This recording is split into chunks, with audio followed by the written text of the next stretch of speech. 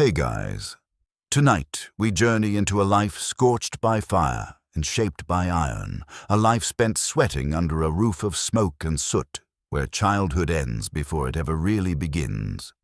You've seen them in stories, in movies, those brooding figures hammering away in dramatic silence while glowing sparks fly through the air like fireflies at war.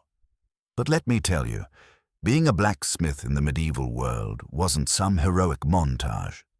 There was no dramatic music, no admiring crowd, no rest, just heat, pain, and work, endless work.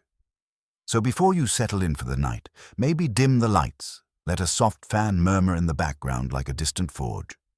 And if you're listening somewhere far across the world, leave a comment. What time is it there? Where are you tuning in from? It's always fascinating to imagine someone in Iceland, someone in Tokyo, someone in Nairobi, all drifting into the same ancient dream. Because tonight we return to a time when sleep was earned, not taken. When work wasn't a job, it was life itself. You were born into it, not by choice, not by calling, but by blood. No inheritance but the forge, no cradle but the anvil's shadow. The air that filled your lungs from the first breath smelled of ash and heated iron, a scent that would follow you through every chapter of your life. There were no castles, no land, no crests with lions and silver swords, just calloused hands, a scowling father, and a future that smelled like burning metal. By the time you could walk without wobbling into the coals, you were expected to help. Not asked. Expected. At 6, your title was apprentice, which sounds almost dignified until you realize it meant serving without question, without wage, and without escape. Your games were not games. You played next to death, open flames, sharp edges, boiling oil. While the other children chased chickens or carved whistles from branches, your hands were blistered from bellows work, your clothes dusted with soot so thick it might as well have been skin. Your father, the blacksmith, wasn't a gentle teacher. His words were few, most of them guttural, and the ones you understood were usually commands. He didn't explain, he demonstrated. And if you didn't understand, you learned by consequence. The forge had no tolerance for mistakes. A poorly struck nail could mean a flying hammer. A misshaped horseshoe might earn you silence for a week, or worse, more work. Questions were discouraged. Observation was the only path. You didn't celebrate holidays. The forge didn't believe in feast days or saints. When the fire's hunger was constant, when a blade needed sharpening or a plow mending, no one cared what day it was. Your break was between jobs, and that break usually meant hauling coal or sweeping floors. You quickly learned that time off wasn't real. It was a myth told by people who had choices. By age 10, you were already built like someone twice your age. Not tall or broad, just dense. Your arms strained under buckets of water that most kids couldn't lift. Your back stooped from hours, hunched over the anvil. You didn't complain, not because you were brave, but because complaining had no audience. The forge didn't listen. Your father didn't acknowledge pain unless it was visible, preferably with blood. Childhood for you wasn't a chapter. It was an accident. Something you might have glimpsed but never held on to. By the time the other boys in the village were learning how to flirt, how to climb trees or sneak wine, you were memorizing the hiss of steam on hot steel. Your lullabies were hammer strikes. Your bedtime stories were the creaks of leather bellows and the slow groan of wood under pressure. You had become a creature of the forge, and whether you liked it or not, this was your world now. There's a rhythm to the forge, one you start to feel deep in your bones before you're even old enough to name it. It isn't taught, it isn't written down, it's beaten into your muscles, breathed into your lungs, whispered into your ears by the hiss of quenched metal and the heavy exhale of the bellows. By the time you're 10 years old, you don't just live near the forge, you belong to it. And it doesn't matter that your arms are still growing, or that your back hasn't yet learned to carry the full burden of an anvil. You rise with the sun or before it, and every day begins with the same fire, the same smoke, the same aching repetition. You pump the bellows until your shoulders scream. You sweep the floor, careful not to miss the bits of sharp iron that can pierce a foot. You fetch water in buckets so heavy they bite into your hands, hands that once resembled a child's, but now are turning into tools themselves. You learn quickly that your title, apprentice, is mostly a polite way of saying the one who does what everyone else avoids. You clean the tools, which are always dirty. You restack the coal, which is never light. You learn to hold tongs that pinch like angry birds and drop iron at exactly the wrong moment.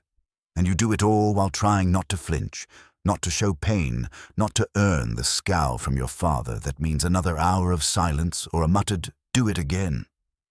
Other children drift past your life like ghosts. You glimpse them through the smoke sometimes, running in the fields, climbing trees, laughing over goats or silly songs.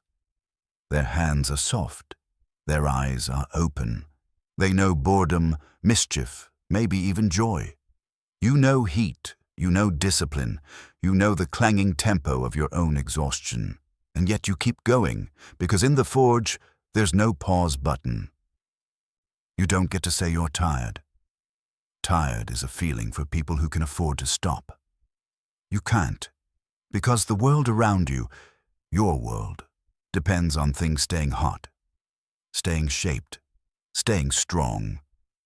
You hammer nails by the 100, each one crooked, reheated, reshaped, cursed at, and finally straight enough to pass inspection. Not perfect, just usable. That's the lesson of blacksmithing. Perfection is a luxury. Survival is the goal. You start to understand the silence of your father, his gruff voice, his wordless nods. You begin to notice the way he reads the color of metal, how he knows when to strike just by watching the glow. There's a kind of magic to it, not the kind with spells or scrolls, but the kind born of repetition, of being burned so many times that your skin learns before your brain does. You don't need encouragement. Encouragement isn't real in a forge, but every once in a while, you swing the hammer just right. The edge lands smooth.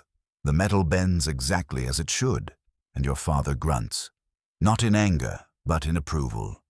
That grunt is worth more than a feast, because in his world, in your world, that sound means you're getting it. And you are. You're becoming not just stronger, but harder. Your skin toughens, your arms grow thick, your hearing starts to dull from the constant ringing, but your instincts sharpen. You learn where not to step, you learn what heat smells like, you learn that the forge doesn't care if your hands are blistered or your legs are shaking. The metal will wait for no one, and so neither can you. This is not a phase, this is not training, this is transformation, and you're not even halfway done. By your teenage years, you've ceased to think of the forge as a place. It becomes something else, something alive, a creature with breath and appetite, with moods you learn to read like the weather. It hisses when angry, roars when fed, sulks when unattended. And you are no longer merely the boy working within it. You are part of it, a limb, a whisper, a servant and a master all at once. The sounds of the forge no longer startle you. The clang of metal on metal has become a lullaby, the roar of flame a familiar hum beneath your thoughts. You don't flinch when sparks fly near your eyes. You don't wince when hot air licks your arms. Pain becomes routine, like breathing, like blinking. The difference between discomfort and danger blurs until you simply stop noticing either. Your muscles remember the rhythm. Your body moves before you think. You know how to lift without strain, where to pivot without falling, when to strike while the iron sings its brief, glowing song. Because that's the thing, they don't tell you this when you're young, but the iron sings, if you learn to listen. Each piece has its voice, its temperature, its defiance. Some fight you, cracking like dry bread. Others melt in your hands like wax. And when you get it right, when you time it perfectly, the metal folds like a bow, surrendering its shape to your will.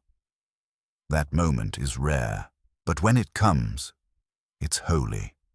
You've stopped caring about the heat, not because it lessens, but because your mind files it away with all the other permanent truths. The sky's high, taxes are cruel, and the forge is hot. You know which stones burn your feet and which corners trap smoke. You've mapped the floor in your memory. Each scorch mark a landmark. Even your footsteps change. You don't stomp. You slide, shift, flow like the bellow's breath. Your clothes betray your story before you speak. The same tunic, burned and patched. The leather apron, stiff with age, more scorch mark than fabric. No perfume can cut through the scent of you. You carry the odor of blackened iron, sweat-soaked leather, singed hair. When you walk into the tavern, if you ever go, you clear space without asking. People look, sniff, and step aside. No one forgets the blacksmith smell. It's not pleasant, but it's honest, and though your father still runs the forge in name, everyone knows the truth. You are its pulse. He watches more now than he works, nodding when you do something right, scowling when you fumble. But he speaks less. Perhaps he knows you're already beyond the need for words. Perhaps his scowl has aged into something like pride. Your friends, if you have any left, have moved on. Some tend fields, some raise sheep. They've grown into long limbs and soft muscles, their skin browned by sun, not soot. You rarely see them. When someone asks where you are, the answer is always the same. He's at the forge. You're no longer a name. You're a fixture, a chimney that breathes smoke, a hammer that never stills.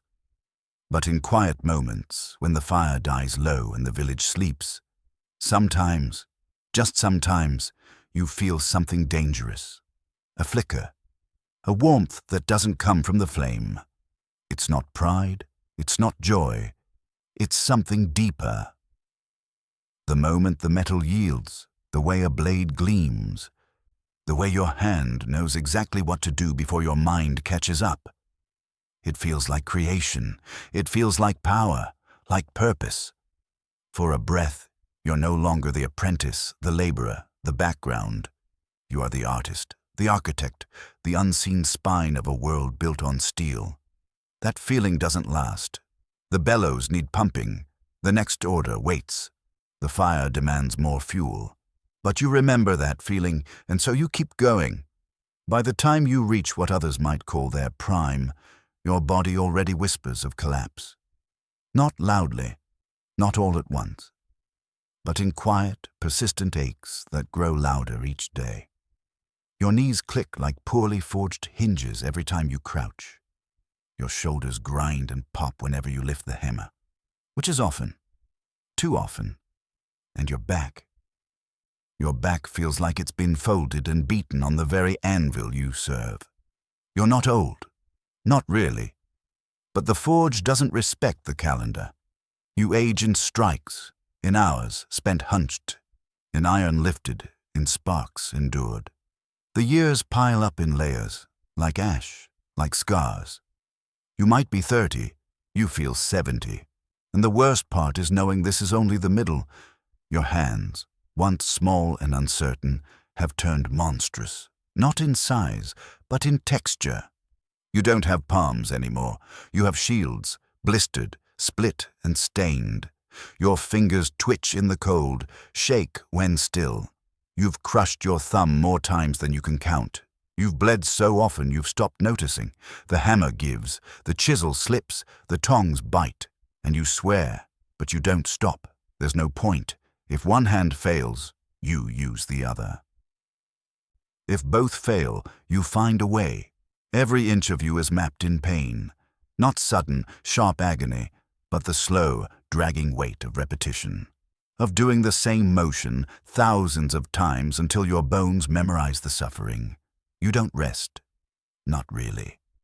You collapse for hours, not because you choose to sleep, but because your body forces you down. And even then, dreams are not escapes, they're echoes. Your ears ring with phantom hammer strikes. Your arms twitch with phantom swings.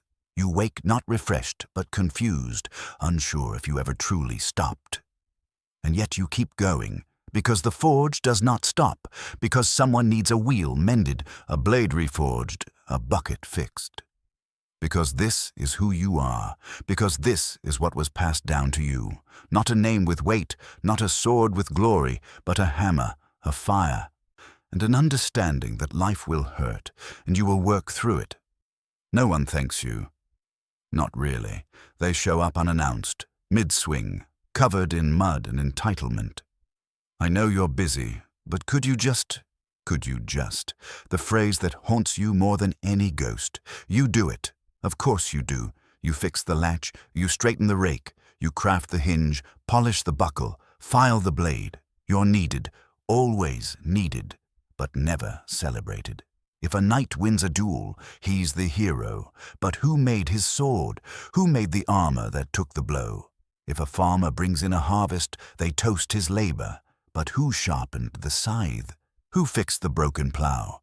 You, always you. And yet when the village gathers, when names are sung and stories told, your face is not mentioned. Your forge glows in the distance. Its smoke mistaken for just another fire, but without it, nothing would move. Nothing would grow. Nothing would last. You know this, and strangely, that's enough.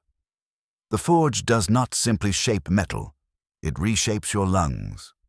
With every breath you inhale 1,000 invisible knives, ash, soot, powdered rust, oil fumes, charcoal residue, and the acrid tang of burnt leather. Over time, your chest begins to feel tighter, your coughs grow deeper, the phlegm darkens. But you don't stop, because if smoke is the cost of survival, you pay it every day, without hesitation. At first, the smoke burns. You tear up, you gag. But soon, your body stops protesting. It adapts, or maybe it just gives up. Breathing becomes effort, but effort becomes normal. You wheeze in your sleep. Your voice lowers to a gravelly rasp. You sound older than your father, even when you're still young. And in time, clean air starts to feel suspicious. Too light, too thin, too quiet. You've become so used to the forge's breath that anything else feels like silence after a storm. The air doesn't just carry smoke, it carries memory. The memory of iron quenched too soon. The stench of a failed alloy. The scent of someone's melted tool dropped too deep into the coals. And in that haze, you learn to navigate by smell, to anticipate problems before they emerge. Is the fire too hot? You can tell by the pitch of the smoke. Is the oil burning wrong? You can smell it before the first sizzle. But the price is steep. Asthma becomes a companion, breathlessness a fact of life. The doctor, if he ever visits, might call it black lung or worse. But there's no medicine for a forge-burnt chest. Only time, only silence. Or, more likely, death that comes not with a scream, but with a quiet failure to wake up one day. There's no protection. The rag tied over your mouth is more hope than help.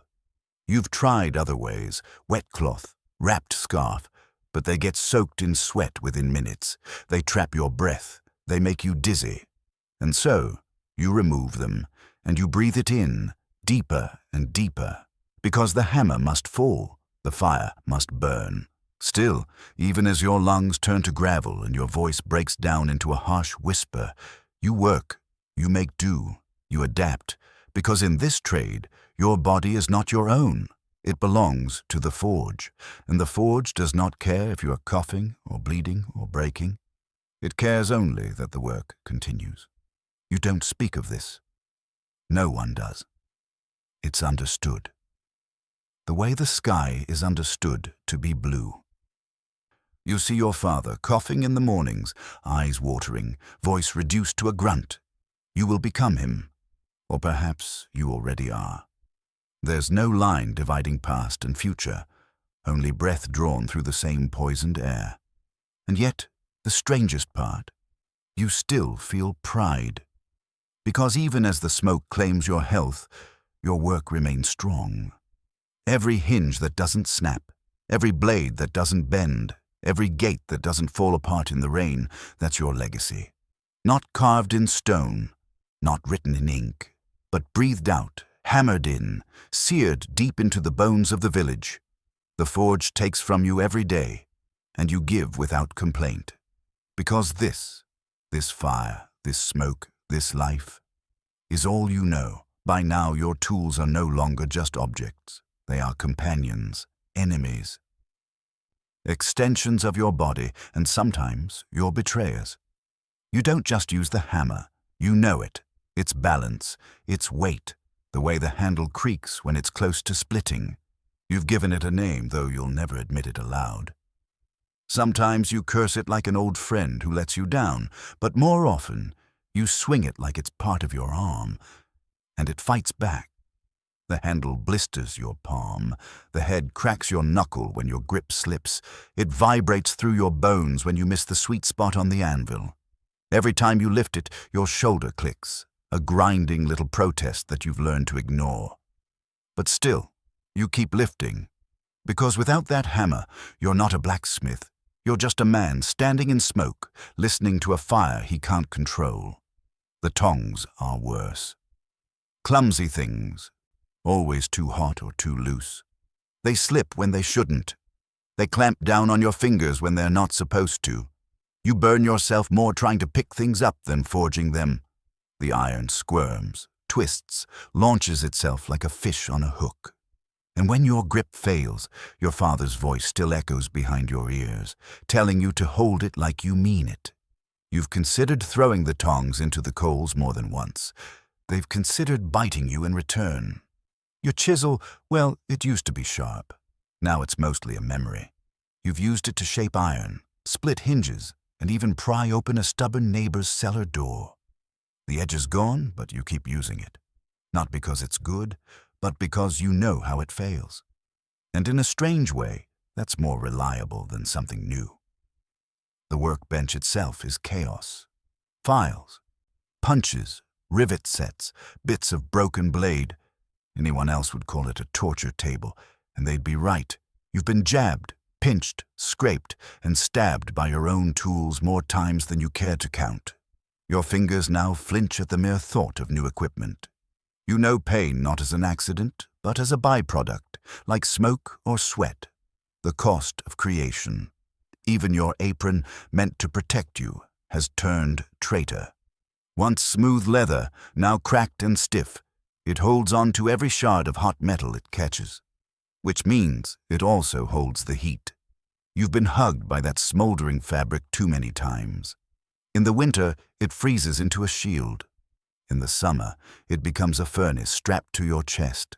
And yet, despite everything, you treat your tools with reverence. You oil them, sharpen them, line them up in the same order every night. Because if even one breaks, the forge stops. No hammer, no heat, no blade, no bread.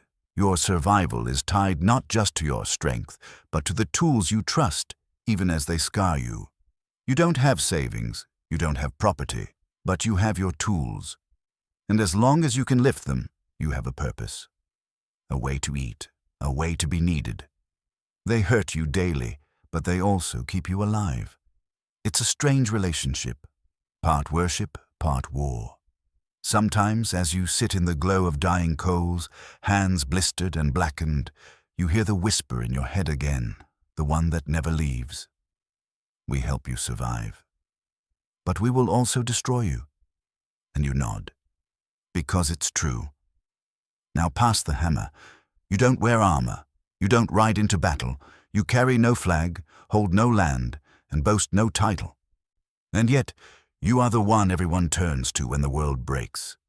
When a wheel shatters, a sword dulls, a gate cracks in the frost, you are summoned.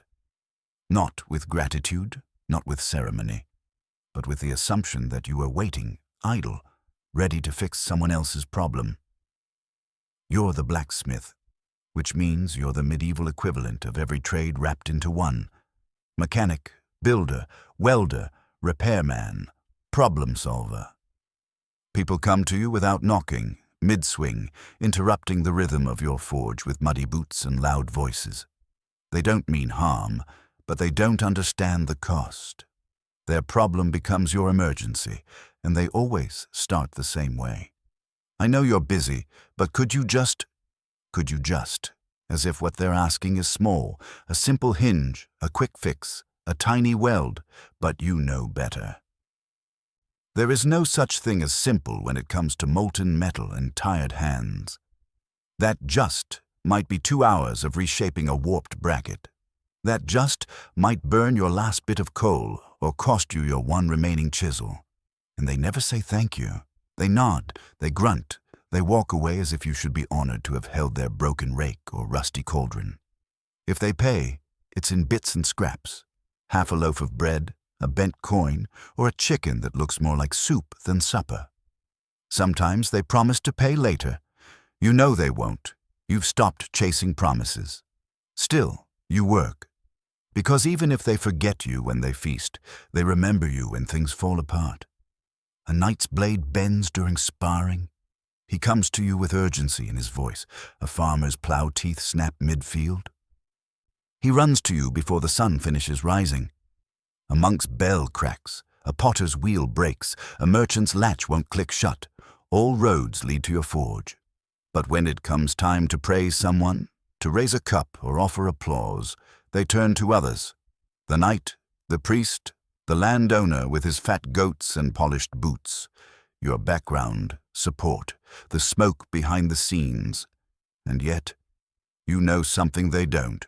You know that without your hands, the night holds nothing. The priest's bell goes silent. The farmer's harvest rots before it's gathered. You are the sinew between their stories, the rivets in their world. And though they may forget you, the village itself remembers. Every sound of a gate swinging clean, every creakless hinge, every cart that rolls smoothly down the road, that's you, echoing quietly, behind the scenes. It's a strange kind of pride, invisible, underappreciated, but undeniable. You may not be sung about, but you hold the world together. You'd think peace would be a gift, a blessing, a break from the noise and fear. For most people, it is. When no knights are galloping, when no horns are sounding, when the banners rest and the drums fall silent, the village exhales. But not you. For you, peace is a slow kind of starvation. Because while your hands know how to fix a gate or mend a hinge, it's war that truly feeds you. The clang of weapons, the rush of orders, the flood of coin. When swords are shattering and armor needs reforging, your forge burns day and night. There's no time to rest, but at least the bellows stay full, and your stomach does too. War is cruel, but it is honest. It does not pretend to value you less. It needs you, urgently, openly. Every dented breastplate, every twisted spear, every scorched horseshoe from a panicked cavalry charge means another task, another coin. Your arms may ache, your fingers may blister, but at least you eat. At least you matter. Then the war ends. The knights go home, the horses graze. The village lifts its head, relieved, and suddenly, you are no longer essential. No one needs swords, no one needs mail. You go from urgent craftsman to afterthought in a single season. One day you're working through the night to deliver a dozen arrowheads. The next, you're haggling over whether 3 onions is fair payment for a sickle sharpening. You shift your focus to domestic tools, pot hooks, griddles, kettle stands, oven doors. But the pay is meager. The expectations remain high. They still want miracles. But now they offer stale bread instead of silver, and if you even hint at raising your prices, they look at you like you've insulted their dead grandmother. You're just hammering metal, they say, as if metal bends itself. You start to miss the rhythm of urgency, not the war, not the blood, but the demand, the clarity, the momentum. When knights lined up outside your forge, pouches clinking with coin and urgency in their breath, you felt like the center of the world. Now, Now you patch broken tools that should have been thrown away a decade ago. You make keys for doors no one locks. You reforge blades no one wields. And though you'd never say it aloud, never even whisper it, you feel that dangerous thought creeping in, that maybe a small skirmish wouldn't be so bad. Nothing big, just enough to shake loose some rust. To light the forge properly again, to remind them all what you're truly for. Because in this life, peace isn't rest, it's hunger with a smile, and hunger doesn't forge iron. Some trades have endings. You build something, you complete a task, you rest. Maybe you even get applause or stew or sleep without waking to new demands. But not blacksmithing. There is no finish line here. No job is ever fully done. The moment one hinge is mended, another wheel cracks. The instant you cool your tools, someone bangs on the door with a small job that's somehow urgent, complicated, and poorly explained. You wake before the sun. Not because you want to, but because the list has already begun whispering in your mind. That twisted latch from the merchant's cart, the cracked iron bracket the monk needs before market day. The bucket handle that snapped in last night's frost. You haven't even opened your eyes, and already your hands ache. You patch one thing, and two more break. You finish one batch of nails, only to be told they need to be longer by a customer who doesn't know what length, just not like last time. You rise from the forge only to be chased by guilt, by memory. Did you forget the oven door for the baker's wife? Did you promise a blade to the shepherd's son and lose track of time? Even your dreams offer no mercy. You lie on your straw mat, finally still, and your mind keeps swinging. Your arms twitch, your ears ring, your shoulders pulse with phantom pain. The forge never sleeps. It only hides behind your eyelids, waiting for you to wake. And when you do, the requests begin again. Sometimes they arrive with smiles, sometimes with coin. More often with expectation. A mangled rake brought by a grumbling farmer who insists it just needs a quick fix. But quick means 2 hours of reshaping, reheating, and faking patience while he asks every 5 minutes if it's done yet. You don't eat meals, you eat intermissions. A hunk of bread between hammer strikes, a cup of watered ale you forget halfway through. If someone knocks on the door mid-bite, your food goes cold. Again. You don't even bother sitting anymore. What's the point? The next customer will find you anyway. Even your apprentice, barely taller than the anvil, comes running before dusk with news that the friar's horse threw a shoe. And who must fix it? You, of course. Because you're the blacksmith. And blacksmith doesn't mean craftsman here. It means last resort. It means the one who never stops. The forge is a living beast, and you are its heartbeat. The fire won't feed itself. The metal won't shape alone. The bellows crack in winter. The anvil sweats in summer. Your tools rust. Your muscles protest. Your mind frays. But the work must continue. Because the world doesn't pause. And neither do you. You'd think that working a forge from dawn to dusk, lifting iron, hauling coal, hammering until your arms throb, you'd think that would earn you at least 2 things. A solid meal and a decent night's sleep. But no. In the life of a blacksmith, those are luxuries, not rights. Food and rest exist, yes, but only in theory.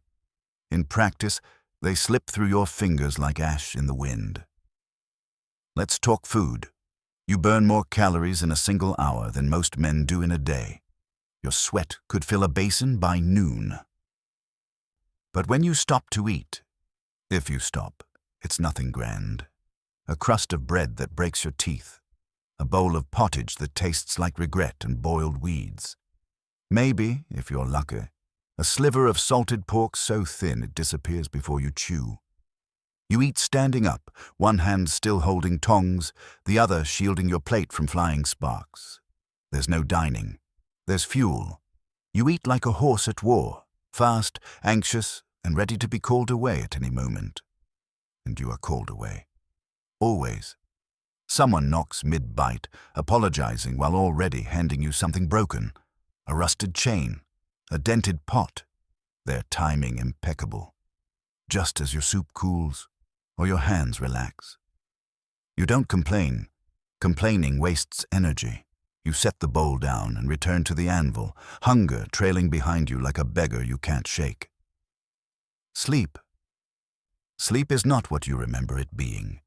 When you finally collapse onto your straw-stuffed sack, your body doesn't sigh with relief. It twitches, it throbs. Your hands ache too much to rest on your chest. Your back coils like a rope pulled too tight.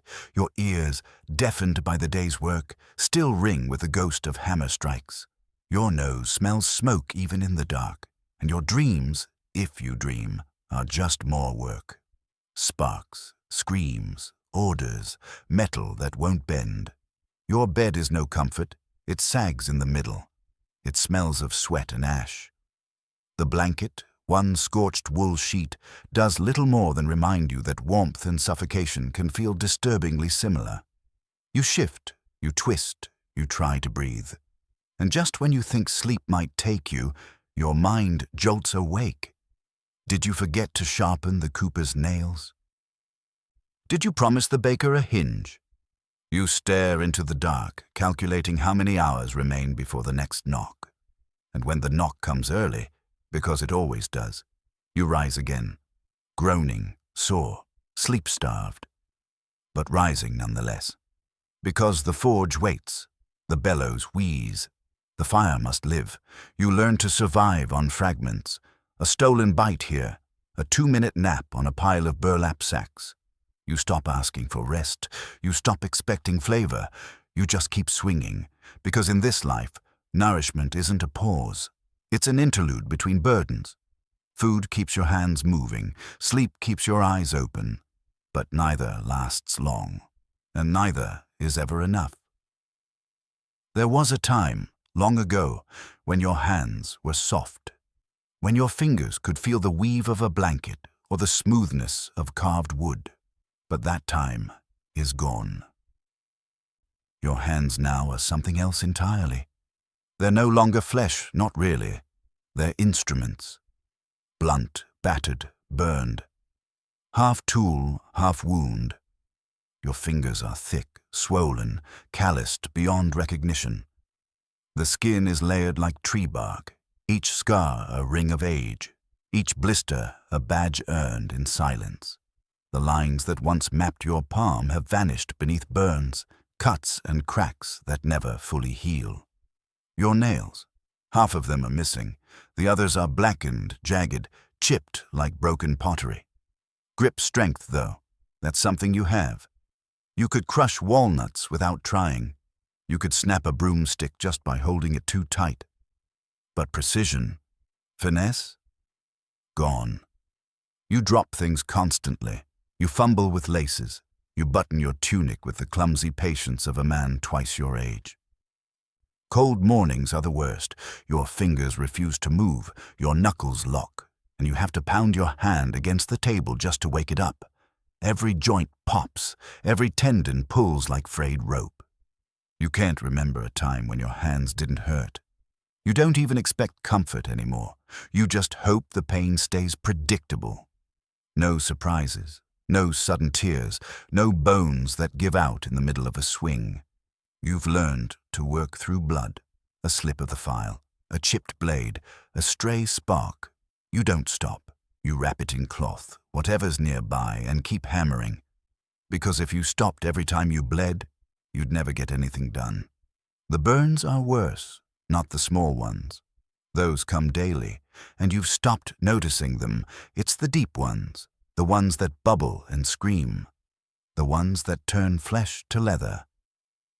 You've branded yourself more times than you can count, and not by accident either. Sometimes it's just the price of doing the job quickly. Sometimes you choose the burn because dropping the metal would mean starting over. So you hold on. You always hold on. Your thumbs are wrecked. Your wrists pop like breaking twigs. You can't write, can't draw, but you can swing. You can grip. You can bend steel. You are not yet 40, but your hands feel 100, and still they are your greatest pride. Not because they look noble or graceful, they don't, but because they are proof. Proof that you have endured, that you have given everything, that you have shaped the world with nothing more than heat, force, and your own body. These hands don't belong in a painting. They belong on the hilt of a hammer. And they will keep swinging until the bones inside them forget how. There's a smell that clings to you, one you can never quite escape. It's not just smoke, though that's part of it. It's not just sweat, though you've drowned in it more times than you can count. It's something deeper, a mixture of scorched wool, singed leather, ash that never fully cools, and the faint trace of desperation baked into your skin. You carry the scent of fire, not as a stain, but as a signature. You haven't smelled clean since you were a child. Not since the day your father first handed you the tongs and said, "Don't flinch." After that, the forge became your cologne. You could bathe, and sometimes you try, in a cold stream or with a bucket of rainwater, but it never lasts. Within minutes of stepping back into the forge, the sweat returns, the soot returns, the stench returns. Your tunic is the same one you've worn for years, repaired, repatched, rescorched. Your apron, once thick leather, has stiffened into something more like armor. It holds its shape even when you hang it up. It crackles when you move, like old parchment catching fire. You don't wash it, you can't. Water wouldn't fix what's been burned into it. Instead, you wipe it down with rags already blackened beyond saving, and move on. You've tried perfumes. Once, a foolish experiment with crushed lavender and rosemary, wrapped in a cloth and tucked inside your shirt. It lasted all of 10 minutes before the forge smothered it.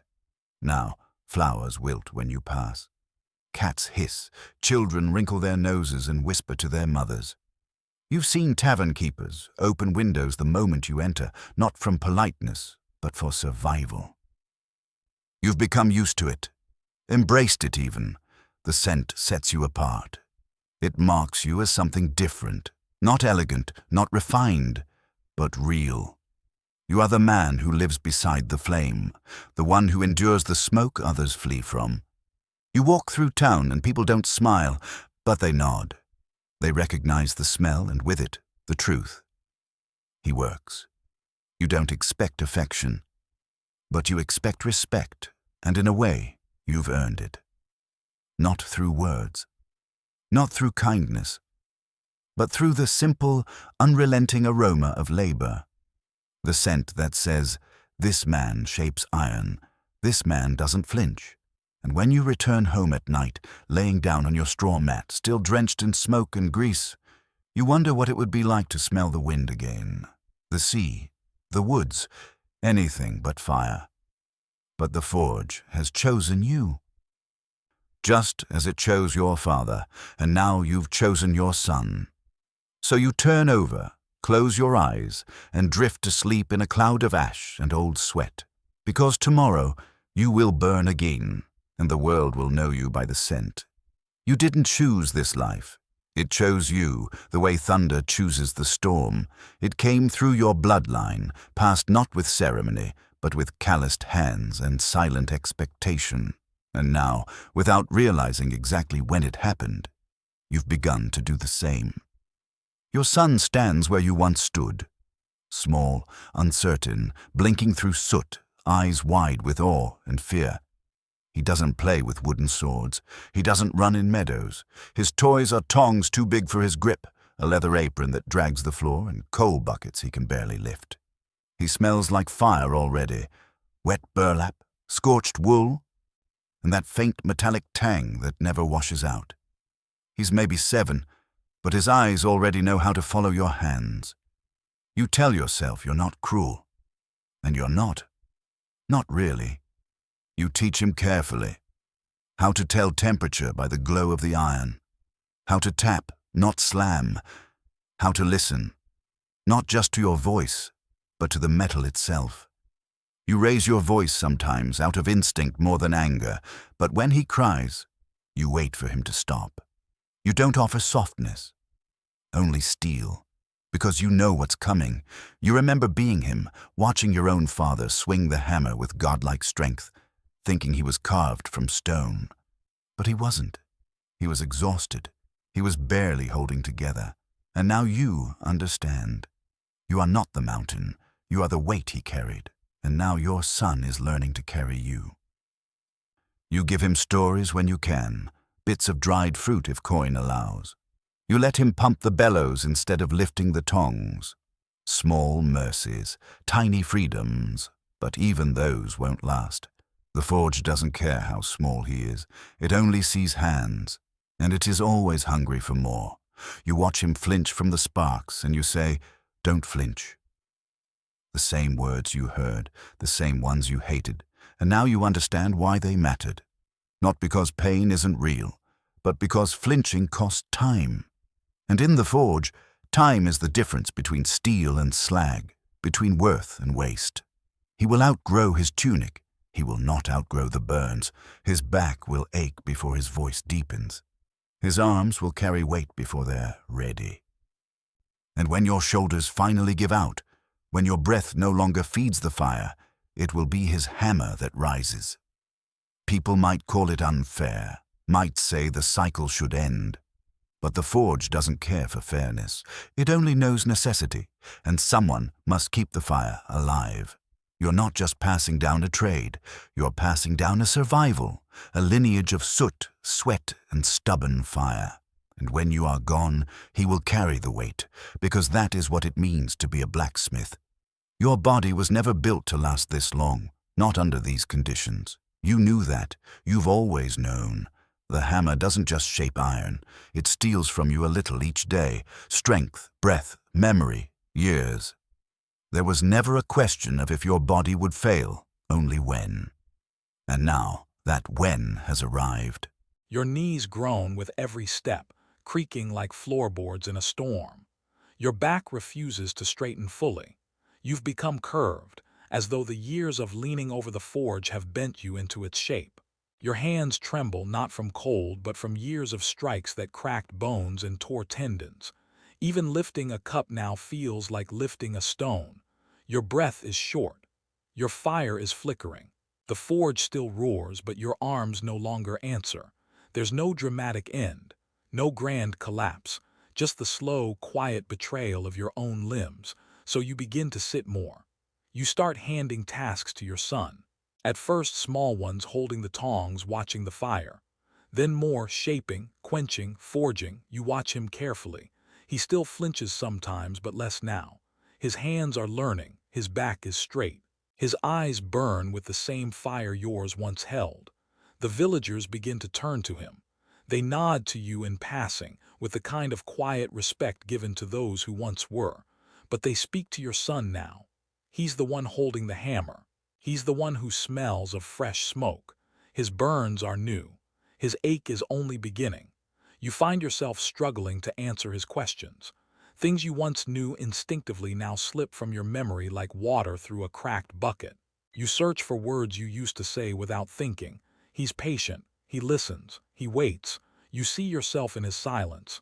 There is pride in that. A quiet, steady pride that doesn't need to be spoken. You may not have wealth.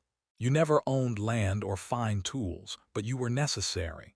You kept the wheels turning, the blades sharp, the doors swinging. You gave your village not protection but function. You likely won't see 50. Most blacksmiths don't. The years take their toll. The lungs blacken. The joints grind. The heart grows weary from the strain of heat and duty. But when you're gone, your work remains. In the church doors that never warp. In the gates that still hold. In the blades that still gleam in firelight. And in your son. He holds your hammer now, not in tribute, not in grief, but because it must be held, and because you taught him how. They will not carve statues in your name. There will be no golden plaque on the church wall, no song sung in the square. When your time ends, it will do so quietly. A simple grave, a wooden marker if you're lucky. No inscription beyond your name and the years you endured. But your legacy. It will be louder than any bell, more lasting than stone, because your fingerprints are everywhere.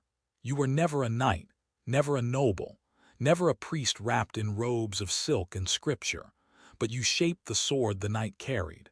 You forged the plow the farmer dragged.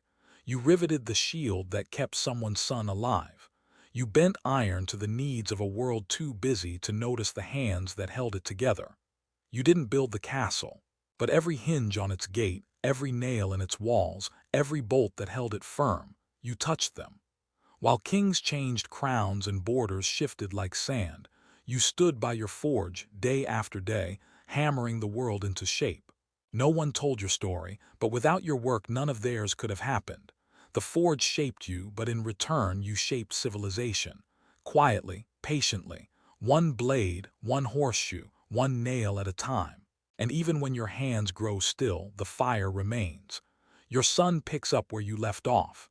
And one day his son will do the same. They may not remember your face, but your tools will. Your anvil, blackened and worn, will still bear the dents of your life. Your apron will hang, stiff and smoke-soaked, on the wall, waiting for hands that have never touched it. And the hammer, your hammer, will strike again, carried by someone who learned not just how to forge iron, but how to carry on. Because in the end, your story isn't written in books. It's written in steel, in every door that opens, in every wheel that turns, in every village that endures quietly because someone was willing to sweat, to bleed, to burn, and never stop. You were the blacksmith, and in the medieval world that meant everything. You were never crowned, you never led armies, you never gave sermons or signed decrees. But without you, carts would not roll, gates would not swing, plows would not carve the land. Your forge, tucked behind smoke-stained walls and half forgotten by those it served, was not the heart of the village, but it was the spine, the unspoken strength, the structure no one praised but everyone needed. And now, long after your hands have fallen still, the world still carries you. With every clang of hammer on steel that echoes through the valley, your memory stirs. The tools you made are passed from hand to hand. The nails you forged hold roofs against the wind. The blades you shaped hang above hearths or rest beside doorways, still gleaming faintly with the sweat you poured into them. Even the horses walk differently, fitted with shoes born from your fire. Your name fades. That's how it is. No bard sings about the blacksmith. The songs are for those who fight or rule or pray. But every note they sing is carried on a voice sharpened by your labor. You forged not fame but foundation, not glory but continuity, and that is something kings envy in silence. Others may vanish when they die. You do not. You remain. In the hinges that do not rust, in the wheels that do not splinter, in the sons who learn the shape of heat from the fathers you taught. Your grave may be plain, but your work outlives you. Because steel, when tempered by fire and sweat, does not forget. The forge is quiet now. The bellows rest. The smoke has drifted off into the trees. But the fire you tended, that stubborn, endless fire, it still burns. In the next hammer raised. In the next breath drawn in a smoke-filled shed. In the next calloused hand that learns not to flinch. You were a blacksmith, not a hero, not a myth, but you shaped the world anyway, and that is enough. When you finally slow, truly slow, not just in body but in soul, you begin to notice things you'd never seen before. The little sounds behind the hammer strikes. The way the village breathes without noticing you. You sit by the forge, no longer working, just watching, and the world somehow still turns. The bellows wheeze. The iron glows. Your son shouts at his own apprentice now, and you, with trembling hands and a soot-stained heart, remain. You watch people come and go. Some remember you, most don't. The children who once wrinkled their noses at your smell now bring their broken tools to your son, nodding at you politely as they pass, unsure if they should speak. You don't blame them. You're not part of their world anymore. You're a fixture, a relic, like the cracked anvil in the corner that no one throws away but no one dares use. But you're not bitter. This is what survival looks like. This is what it means to build something bigger than yourself. Because though your name may not echo in the halls of nobles, your work echoes in every home. Every bolt, every hinge, every iron clasp still holds because you made it so. You didn't chase glory, you chased strength. You didn't build monuments, you built permanence. And now, as the younger ones swing the hammer and stoke the flames, you feel no envy, only quiet pride. You see your scars reflected in their hands. You hear your lessons in the way they mutter under their breath when the metal won't bend. You taste the future in the smoke that still curls out of the chimney you once tended alone. The forge no longer belongs to you, but the fire, it always will. And even when your body finally fails, when your chest refuses one last breath and the light fades from your eyes, the fire will remain, because it was never just yours. It was passed to you, and now it burns in them. Others speak of legacy as though it belongs to bloodlines, to banners hung in halls of stone, to songs etched in memory. But your legacy lives in something quieter, something sturdier.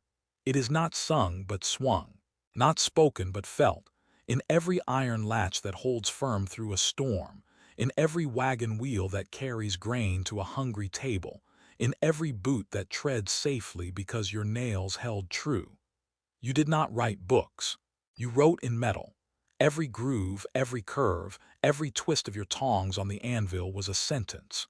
You built a language of steel, and the village learned to read it without ever knowing your name. And though no one knelt before you, they all came to you. When things broke, when strength failed, when tools needed to be more than tools, when they needed to endure. There is power in that. Quiet, invisible power. The kind that doesn't fade when kings die or wars end. Because you didn't just make things. You made things that made things possible. Your work was not glory. It was foundation. And without foundation, nothing stands. You forged swords, but not for killing, for defending. You forged hinges, but not for praise, for keeping out the cold.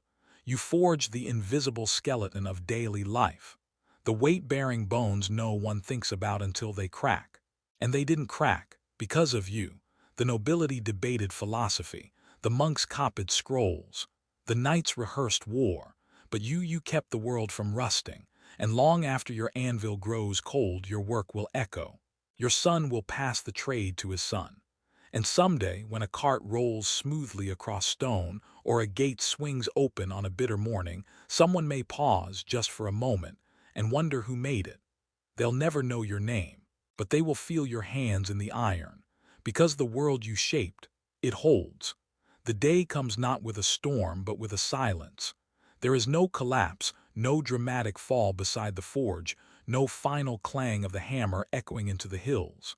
You simply slow, then still. The fire once fed by your sweat and will dims. Your breath becomes shallow.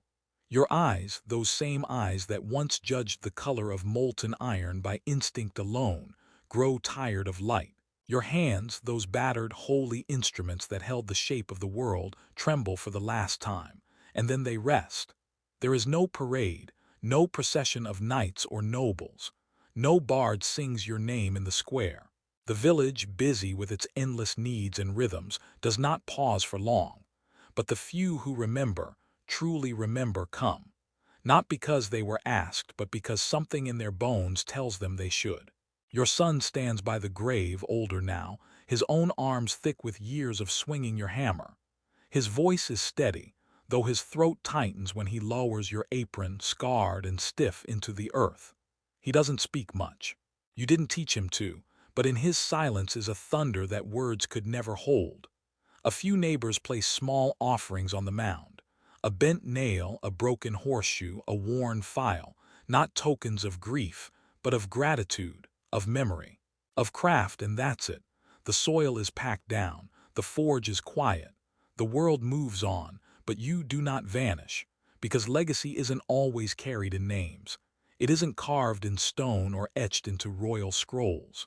Sometimes, legacy is held in the way a gate swings open without a groan, in the way a blade holds its edge through 3 winters, in the way a father shows his son how to read fire the way others read stars. You do not fade because your story is not told in words. It is told in function, in friction, in flame. Your hammer still hangs, but it is not idle. Your son lifts it now, not because tradition demands it, but because the world does. A cracked plow waits for him at dawn. A stranger's blade must be shaped before dusk. And though his style is different, his rhythm not yet as precise, he carries your lessons in every swing. He does not say your name, but he hears it every time the anvil rings. Somewhere, a child drinks from a cup whose handle you repaired. A merchant's cart rolls because you reforged its axle. A church bell tolls steady, held by bolts you shaped long before your hair grayed. These things do not know you, but they are you. And one day that child will grow, the cart will age, the bell will crack, and someone, perhaps your grandson, will step forward, tools in hand, and fix them. And when they do, they won't be starting from nothing. They will be continuing you. Because the fire that lived in your forge wasn't just heat, it was inheritance.